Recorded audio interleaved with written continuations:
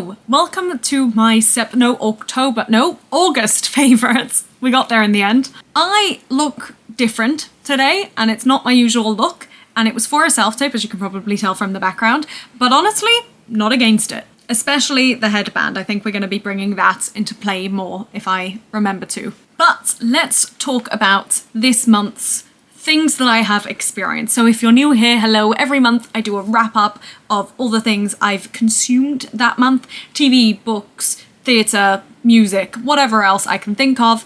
And I talk about it and I let you know how I felt. Usually it's things I enjoy. Occasionally there'll be things in there that I was like, meh. But we will go through this month's favourites now, or reviews. So to begin with, I've got one movie, and that is the first X-Men movie.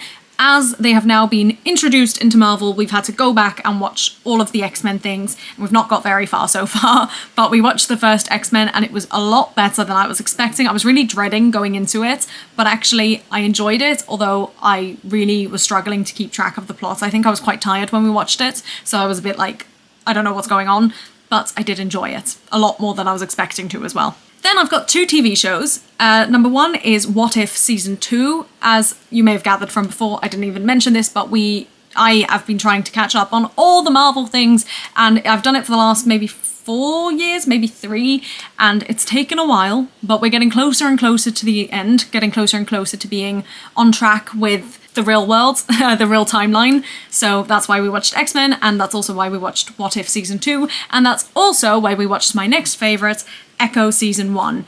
And I really didn't know what I was going in to expect with this. I didn't remember the character Echo at all, but I really enjoyed this TV show. I could follow it mostly, although I was again confused at certain bits, but on the whole, really enjoyed it, really liked.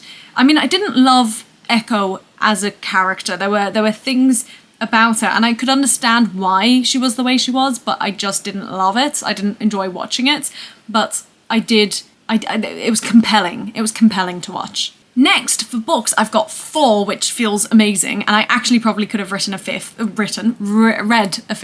if I'd remembered that there were 31 days in August, not 30, but that's okay. So the first one was a non-fiction. It was called Thinking 101 by Professor Woo Kyung-an. I am so sorry if I've mispronounced that.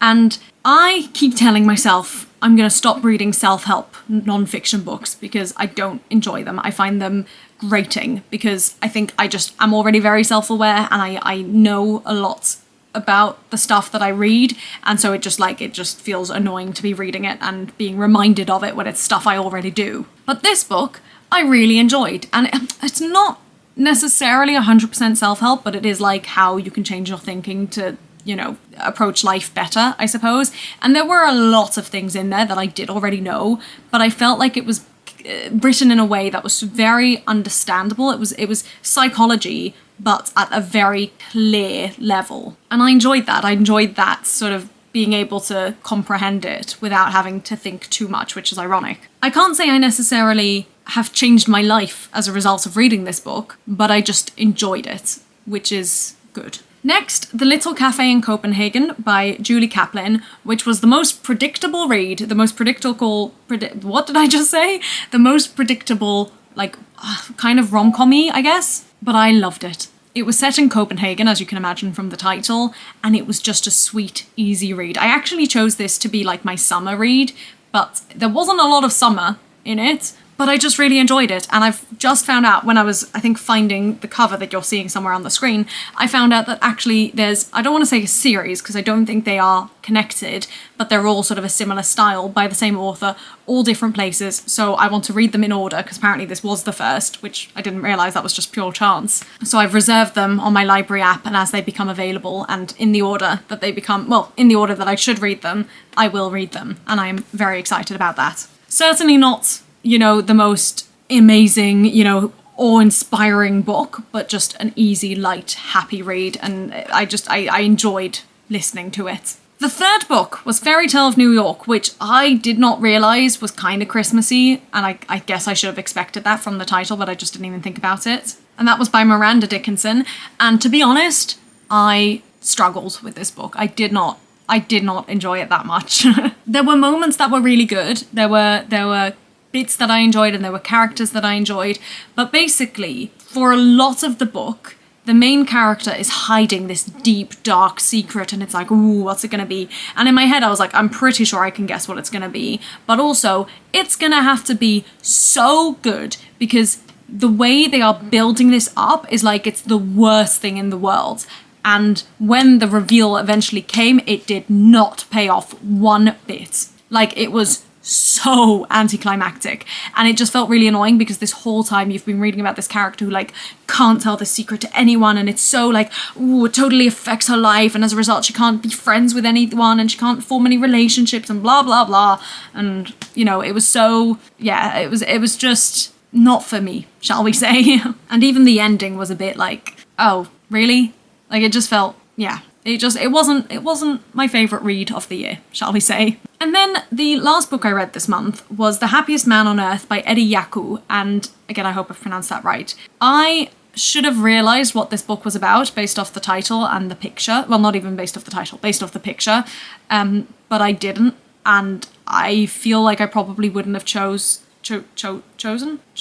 I wouldn't have wanted to read it if I knew, only because I feel like I've already read a Holocaust book quite recently, and it just felt like it was a bit the same again. That being said, I mean, I do enjoy, I don't know if enjoy is the right word, but I find it important to read as many Second World War books as I can, because it obviously is a huge part of my history, and it's something that needs to be remembered, because, you know, we can see the way the world is going, and we just need to remember what happened. And also, I think every person's story is worth telling and worth reading about. And, you know, everyone experienced the Holocaust or the war a slightly different way. And I feel like it's very interesting and important to read about that. And I actually did really enjoy this book. I thought it was well written. I thought the story, which it sounds horrible, but like the story was interesting. And it sounds horrible because like that's a person's life. But it was very interesting to sort of see the path it took. And it was really nice sort of at the end to see how you can, I don't know what the right word is, like grow, or you can come out of such darkness and awful things happening to you and still be able to make the most of your life. You know, obviously it takes time to recover, but like you can. And I thought that was really beautiful. Now onto musicals. I saw 3 musicals this month, and that's just incredible. 2 of which were free, which is insane. The first one was Your Lie in April, which I have made a vlog. I mean, I'm sure there are vlogs about all of them, but Your Lie in April, it was the final night. It was its final showing in the West End for the time being. Hopefully it does come back.